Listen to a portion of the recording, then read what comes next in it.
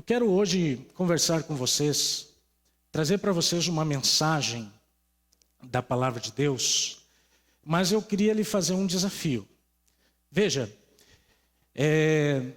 eu vou pregar aqui hoje, vou pregar aqui amanhã, vou pregar aqui sábado que vem e no domingo que vem. Por que eu vou pregar assim 4 sermões seguidos? Sabe por quê? Porque hoje aqui nós começaremos uma série. É uma série, ou seja, é uma pregação temática que vai abordar a vida de José. Não é a minha, tá? Eu também sou José. Mas é um José mais importante que eu. É o José da Bíblia. Nós vamos, através da vida de José, tirar lições práticas para nosso dia a dia, no momento em que estamos vivendo hoje. O título do sermão de hoje, que eu dei, é assim: Porém, Deus. No final você vai entender por que o título é este. Porém, Deus. Nossos amigos da internet que quiserem também aí acompanhar conosco, Filipenses capítulo 4, versículo 4. Convidamos os amigos da internet a acompanhar também aqui a nossa série de pregações sobre a vida de José. Você vai aprender muitas coisas sobre esse personagem e vai ver que ele pode trazer lições importantes para a sua vida. Já encontraram, irmãos? Esse texto, ele é introdutório para nós, tá certo? Diz assim, Filipenses 4, verso 4. Alegrai-vos sempre no Senhor. Outra vez vos digo, alegrai-vos. Que texto é esse, irmãos? Será que isso é possível ou é uma utopia? Alegrai-vos sempre. Que negócio é esse de estar sempre alegre? Eu conheci um amigo que me contou de outro amigo. É o tal do eu disse que ele disse. E esse amigo me contou de outro amigo que sempre que cumprimenta esse amigo e pergunta assim, como é que você vai? Esse amigo, ele responde assim, sempre alegre. Será que é possível estar sempre alegre? Aí eu tenho um outro amigo, esse é meu mesmo, que quando eu cumprimento ele, eu digo para ele, e aí fulano, como é que você vai? Ele me diz assim, eu estou por baixo, mas estou socando. Bom, será que é possível, irmãos, viver sempre alegre? Ou será que na vida, às vezes, nós estamos por baixo? Quando você diz assim, o apóstolo Paulo está dizendo que nós temos que estar sempre alegres, ele não está sendo insensível com as nossas lutas? E quando o mar não está para peixe, por exemplo? Quando as coisas vão mal na vida? Quando os problemas surgem? Que alegria é essa que a Bíblia está falando, que nós devemos ter? Como eu posso, como cristão, porque a lei está dizendo o seguinte, esteja sempre alegre no Senhor. E ele dá ênfase, ele repete, ele diz assim, estejam sempre alegres. Como é que nós podemos, irmãos, estar sempre alegres? Que alegria é essa que a Bíblia fala? A vida de José vai nos ensinar que alegria é essa. Mesmo diante das lutas da vida. Mesmo quando o mar não está para peixe. Mesmo quando os castelos estão ruindo. Que alegria é essa que a Bíblia, que o cristão deve ter, né? Feita essa introdução, vamos abrir a Bíblia lá agora em Gênesis. Vamos abrir o livro de Gênesis, a Bíblia já está aberta, no capítulo 37. Aqui nós temos a história de Jacó, que na verdade é a história de José. Gênesis 37.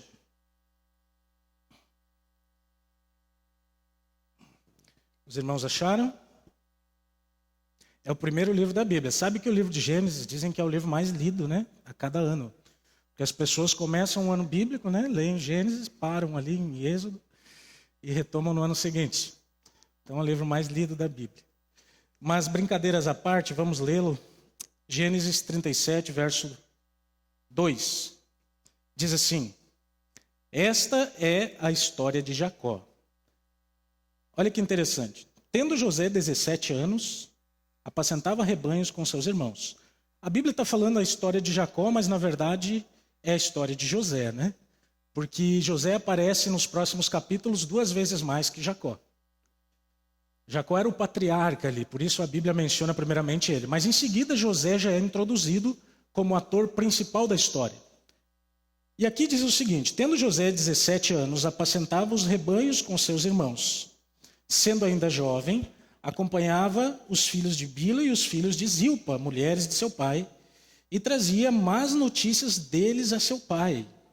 Ora, Israel amava mais José que a todos os seus filhos, porque era filho da sua velhice, e fez-lhe uma túnica de mangas compridas. Por enquanto, até aqui, irmãos.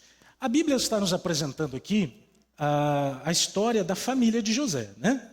Essa família ela era uma família diferente. Primeiro porque ela tinha um pai, 4 mães e 12 filhos. Então, tem chance de uma família assim dar certo? Um pai, 4 mães e 12 filhos.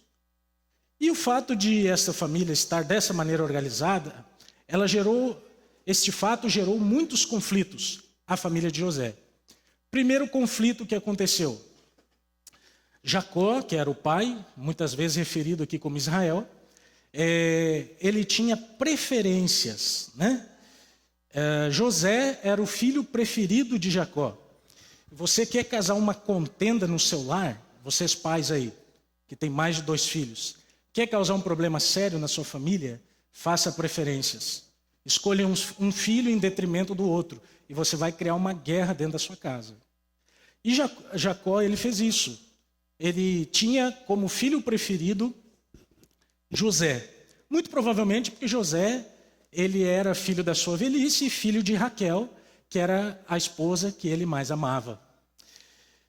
E José, quando o coração tem uma tendência, né? Quando você ama uma pessoa, o coração, já dizia Pascal, né? O coração tem razões que até a razão desconhece. Jacó fez uma atitude bastante questionável como um pai. Sabe o que ele fez? Ele resolveu fazer uma roupa especial para o filho. Uma túnica. A túnica, irmãos, era uma vestimenta nobre. Era uma roupa que os reis usavam. Ela era costurada de cima a baixo, ela era uma roupa bonita. E Jacó, ele fez aquela roupa para José, de maneira que José se vestia melhor que os seus irmãos. É o mesmo que você dá para um filho um tênis da Nike, e você dá para o outro filho um tênis. E agora? Que marca que a gente vai detonar aqui nas redes sociais? Que chute? Que chute é antiga, da minha época. O que tem agora aí que estraga rápido? Macatraca, é assim? Isso, é isso aí. Então você deu um Nike para um filho e você deu para o outro filho um tênis ruim, para não sermos processados. E aí, irmãos, o que acontece? Você cria um problema. Os irmãos de José, eles passaram a odiar José por causa dessas preferências do pai. E José também era um menino muito corretinho, e os irmãos, eles eram mais sagazes ali. E então José denunciava o pai, e isso criou uma situação muito complicada. Os irmãos começaram a odiar aquilo que José fazia, né? Bom, queridos, houve um momento na vida de José. Eu não vou gastar o tempo inteiro aqui contando a história de José, mas eu preciso relembrar alguns fatos para contextualizar, tá? Houve um momento na vida de José em que Deus deu alguns sonhos para José. E olha que consequências tivemos desses sonhos. Versículo 5 até o versículo 8 do capítulo 37. Teve José um sonho e relatou aos seus irmãos. Por isso o odiaram ainda mais. Não era só o tênis Nike agora. Teve um sonho que levou os irmãos a odiarem José. Pois lhes disse: rogo-vos que ouvi o sonho que tive. Atávamos feixes no campo, e eis que o meu feixe se levantou e ficou em pé. E os vossos feixes o rodeavam e se inclinavam perante o meu. Versículo 8. Então lhes disseram seus irmãos: reinarás com efeito sobre nós, e sobre nós dominarás realmente. E com isso, tanto mais o odiavam por causa dos seus sonhos e de suas palavras. Vejam, irmãos, José disse algo mais ou menos assim. É a mesma coisa que eu chegasse aqui para vocês e falasse assim: irmãos, eu tive aqui um sonho que toda a igreja do Iguatemi vai se ajoelhar aos meus pés. Vocês iam dizer: que, pastor? Ficou doido? O negócio é esse. José relatou um sonho para os irmãos, onde os feixes dos irmãos se dobravam diante dele, José. Já havia a questão da rivalidade por causa do pai, e agora você tem uma situação, azedou de vez, né? E o leite, quando azeda, meu amigo, você não consegue mais recuperar. A situação azedou de vez. E os irmãos odiavam José ainda mais por causa dessa situação. Bom, a história de José prossegue. No versículo 14, disse-lhe Israel: vai agora e vê se vão bem teus irmãos e o rebanho. Traze-me notícias. Assim o enviou ao vale de Hebrom e foi ele a Siquém. Os irmãos estavam pastoreando à distância. Jacó, Israel, disse a José assim: vai lá ver teus irmãos. E José foi. E quando José chegou lá, o que fizeram os irmãos de José? Versículo 23 ao 27. Mas logo que chegou José a seus irmãos, despiram-lhe da túnica, a túnica talar de mangas compridas que trazia. E tomando-o, lançaram-no na cisterna vazia, sem água. Percebam, irmãos, que a primeira coisa que os irmãos de José fizeram foi tirar dele a túnica que o pai havia feito e jogaram ele dentro de uma cisterna, um poço vazio, sem água, e deixaram ele lá morrendo de sede. Imagina você o calor da Palestina. A intenção dos irmãos era matar José, porque eles tinham ódio de José por causa da túnica, por causa da preferência do pai e por causa dos sonhos de José. E eles queriam então, planejaram ali matar José. A sorte de José era que a ganância deles era maior que a sede de sangue.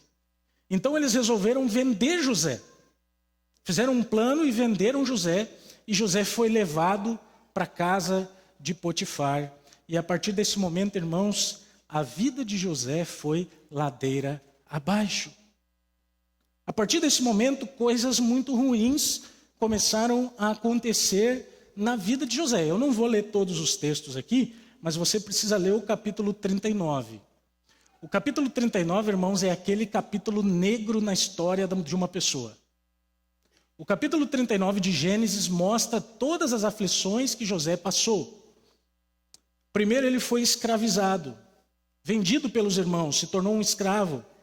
Mas mesmo como escravo, ele foi bem. Ele era um escravo dedicado, ele se tornou chefe dos escravos. No capítulo 39 diz depois que José foi assediado. Foi assediado. Mas aí ele se livrou do assédio e deixou as roupas, e você conhece a história.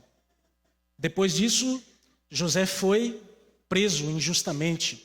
A vida de José, irmãos, estava só indo ladeira abaixo. José foi preso injustamente. Mas sabe o que aconteceu com José?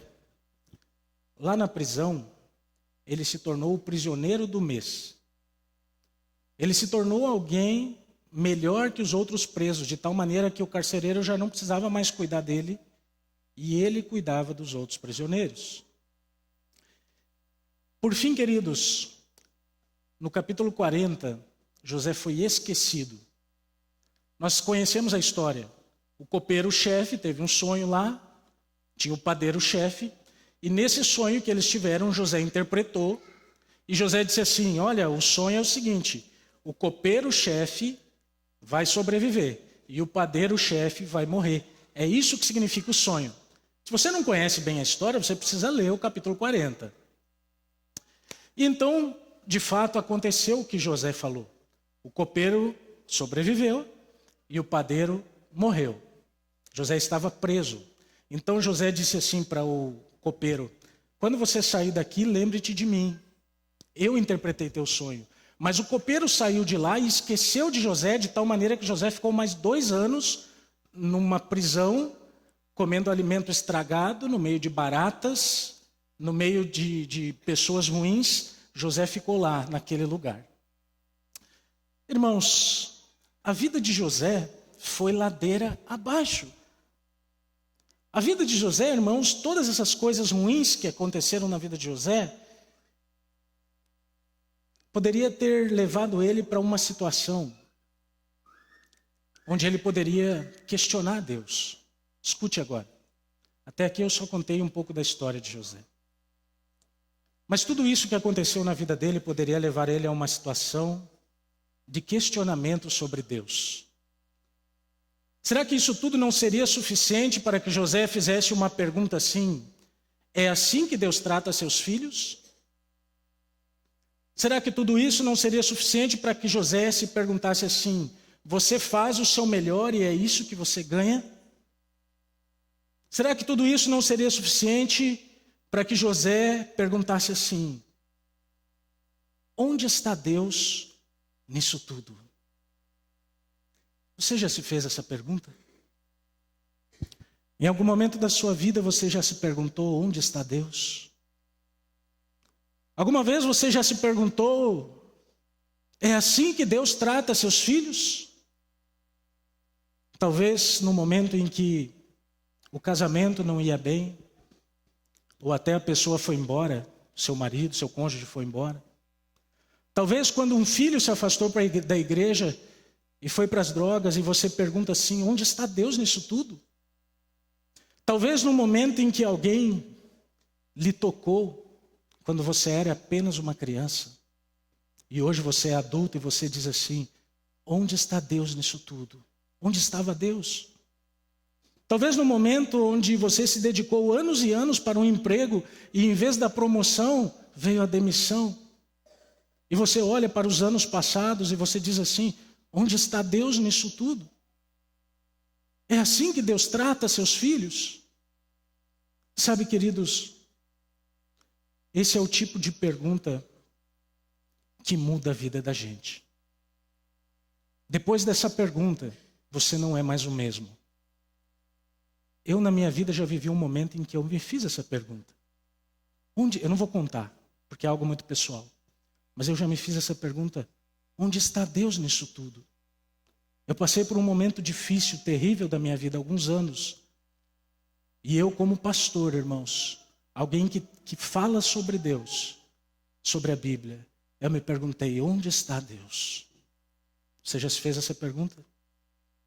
Em algum momento da vida? Algum momento em que as coisas não iam bem? Em que o mar não estava para peixe? Em que as coisas estavam difíceis?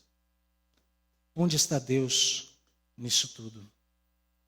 Esse é o tipo de pergunta que muda para sempre a vida de uma pessoa, quando você encontra a resposta para ela.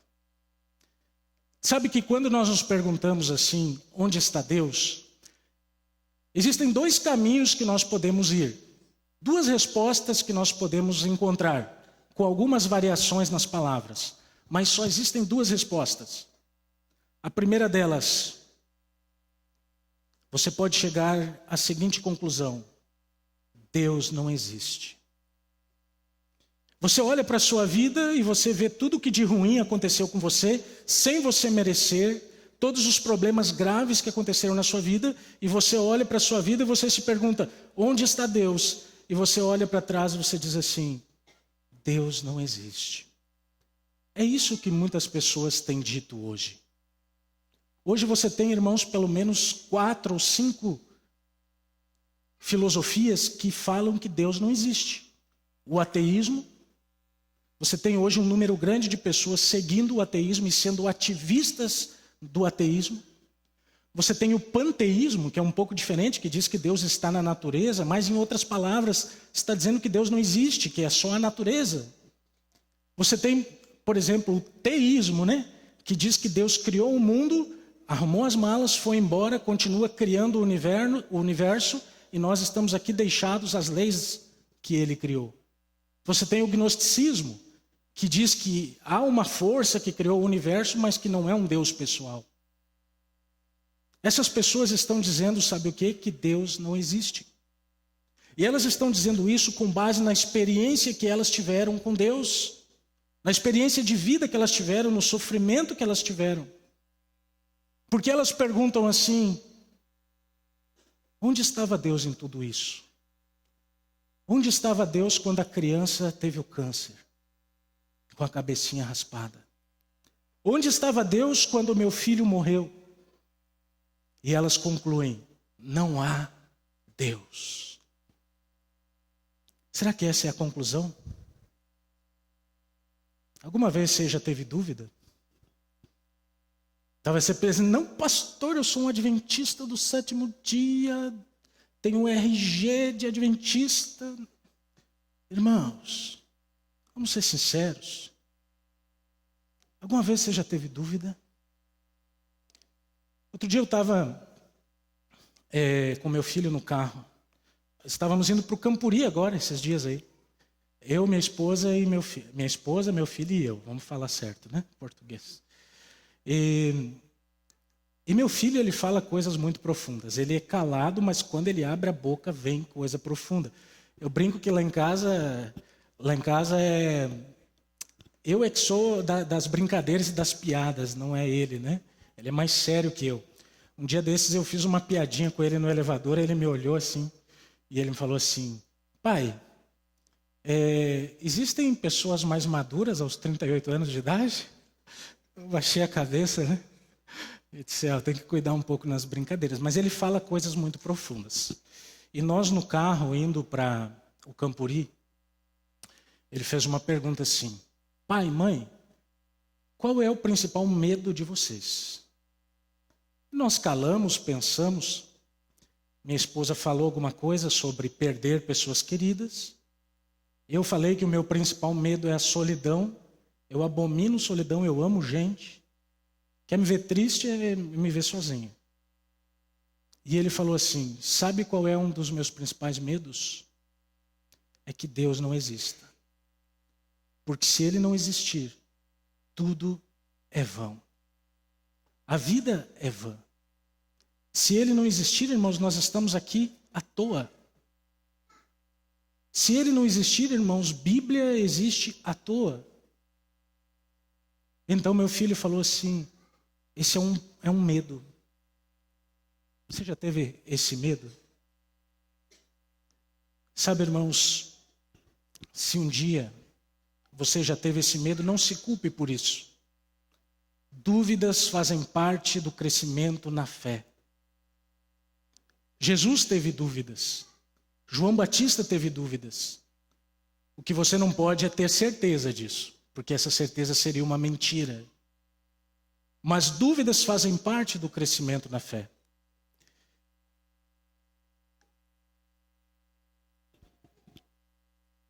A ideia que Deus não existe, ela está sendo divulgada por aí. Mas deixa eu dizer uma coisa para vocês.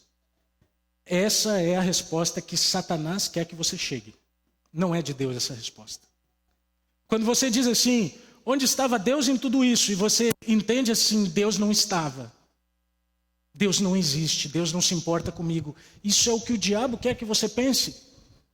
Porque escute, quando uma coisa para de fazer sentido para você, a sua mente, o seu subconsciente começa a lhe sabotar. E se você tem dúvidas sobre a existência de Deus, sobre Deus atuando na sua vida, o resto começa a parar de fazer sentido. A igreja começa a fazer sentido, você vem menos à igreja. A Bíblia começa a parar de fazer sentido, porque você lê e você diz assim: não, isso aqui não é tão para mim assim. A oração para de fazer sentido se você duvida de Deus. A sua mente começa a lhe sabotar, lhe tirando a vontade de fazer as coisas espirituais. E é por isso que Satanás quer te levar, por meio dos problemas que às vezes ele coloca na tua vida, ele quer te levar a duvidar da existência de Deus. Essa é a resposta que ele quer. E quando você duvida da existência de Deus, as coisas espirituais, elas começam a se desfazer. Deus vira uma dúvida, a verdade relativa, a igreja distração e a vida vira só isso. Essa é a resposta que o diabo quer. Deus não existe. Mas há uma outra resposta. Há uma outra resposta a este questionamento. No momento que você se perguntar assim, onde estava Deus em tudo isso? Há uma outra resposta. E essa resposta ela vem do próprio José. Querem ver? Vamos constatar na Bíblia? Está com a Bíblia aí, aberta? Não fecha não. Qual foi a resposta que José encontrou para tudo o que aconteceu na vida dele? Qual foi a resposta para a prisão injusta, para o esquecimento, para ser vendido como escravo, para perder-se do seio da família, com apenas 17 anos de idade? Qual a resposta que José encontrou em tudo isso? Gênesis, no capítulo 50, no verso 20.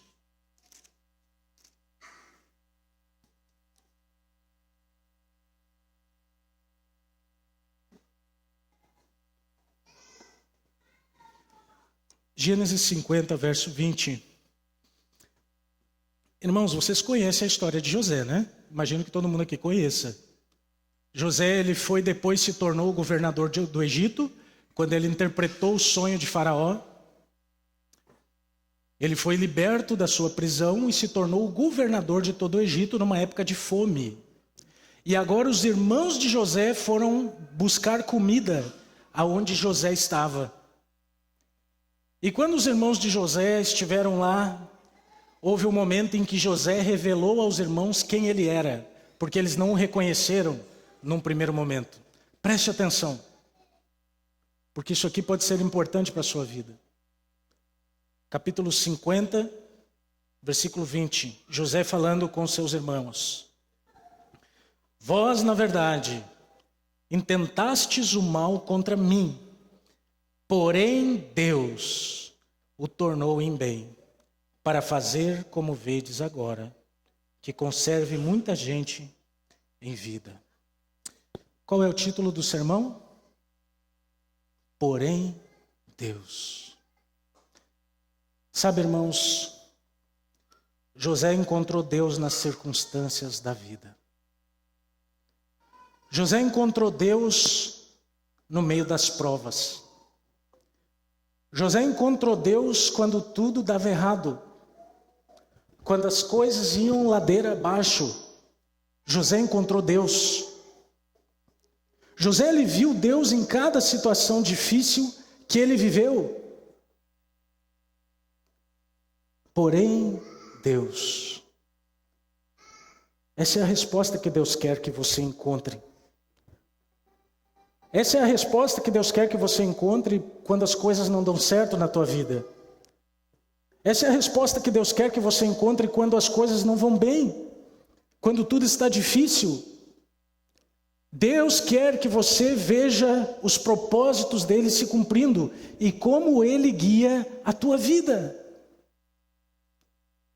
Quando as coisas não vão bem, queridos, quando a vida acontece de maneira diferente do que aquilo que você planejou, entenda que mesmo quando as coisas estão difíceis, Deus está ali. E Deus permite certas provações na nossa vida, porque através das provações, Ele está nos transformando. Ellen White diz que as provações são obreiras de Deus. Ellen White diz que quando nós passamos por provações, nós saímos destas provações refinados, mais puro que o ouro. Você está passando por algum momento difícil? Tem alguma mágoa? Tem algo que está acontecendo na sua vida hoje que você está passando por intensas provas?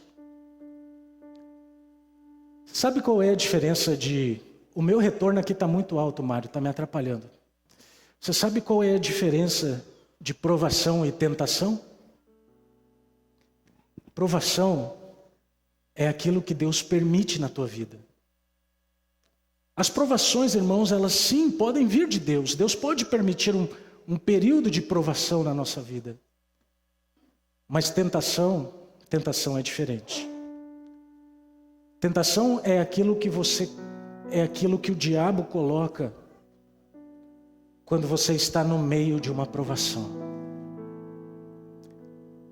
Tentação é aquilo que o diabo coloca quando você está sofrendo.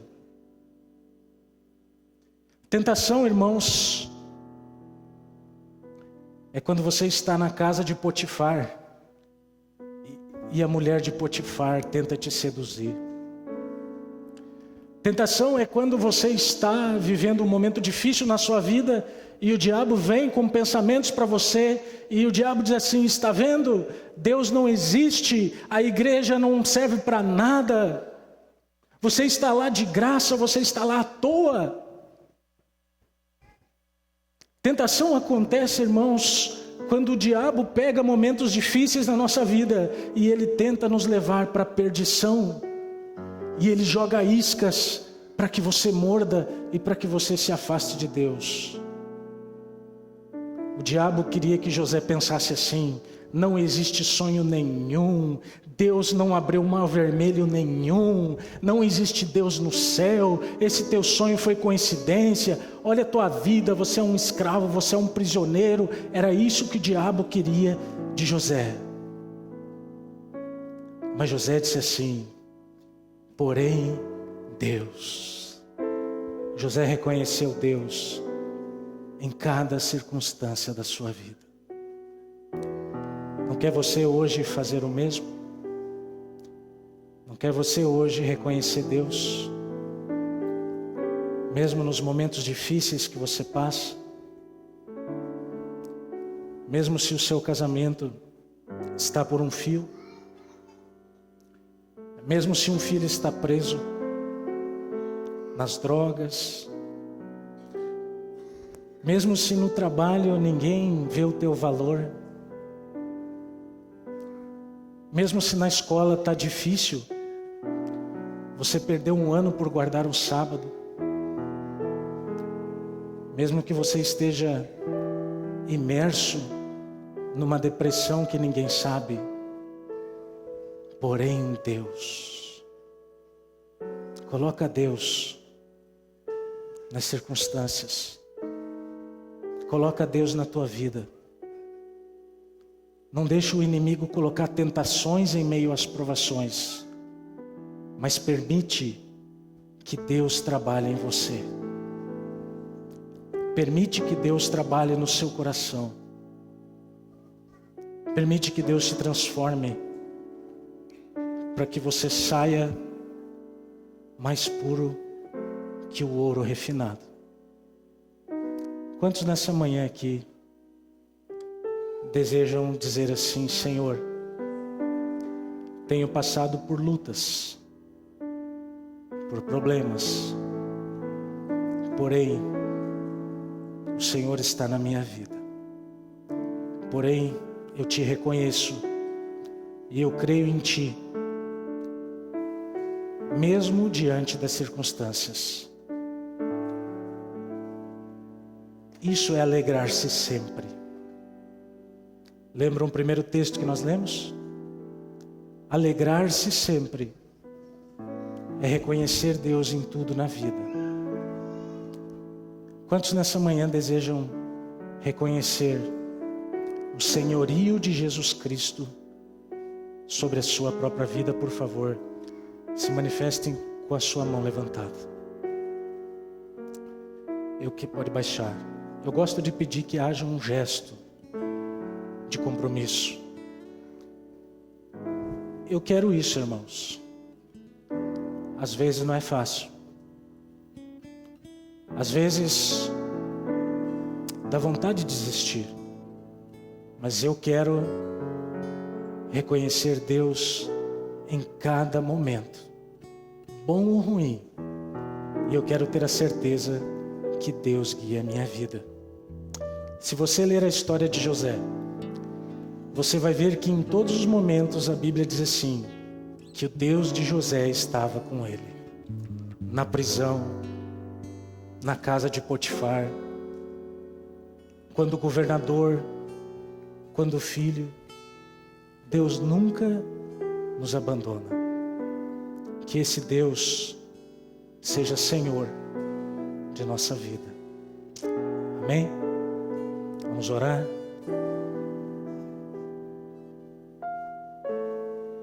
Espero você amanhã, às 19h30. Nosso Deus e Pai, é tão difícil, Senhor, passar por momentos de escuridão. É tão difícil, Pai, quando as coisas vão mal, quando o mar não está para peixe, quando os castelos ruíram, quando um filho não voltou para casa, quando um casamento que era para a vida toda se desfez. É tão difícil quando a pessoa amada passou a noite nos braços de outra pessoa. É tão difícil, Senhor, algumas situações na vida, que por vezes somos tentados a descrer, que por vezes somos tentados a duvidar. Mas a história de José nos mostra que mesmo nas circunstâncias difíceis, o Senhor está ali. O Senhor não abandona os teus filhos. O Senhor permite provações, mas o Senhor não coloca tentações, porque o Senhor a ninguém tenta. Querido Deus, nós queremos aqui reconhecer o Senhor em todos os momentos de nossa vida, passados e futuros. Nós não queremos aqui jamais, Senhor, duvidar da Tua presença, do Teu amor e da Tua própria existência. Nós queremos aqui hoje sairmos com a certeza de que Tu estás ao nosso lado. Se alguém aqui duvidava, Pai, se alguém aqui passava por situações difíceis e complicadas, que o toque do Espírito aconteça e que esta pessoa saia daqui, Senhor, saia daqui com o coração alegre, na certeza do Teu amor, sentindo a paz que vem de Ti. Leva-nos em paz agora aos nossos lares. Nos dê a mão em cada momento. Em nome de Jesus oramos. Amém. Irmãos, me deem a honra de sair primeiro que vocês, para cumprimentá-los lá fora. Os amigos que nos visitaram, que Deus abençoe todos. Todos são convidados a estar novamente aqui amanhã.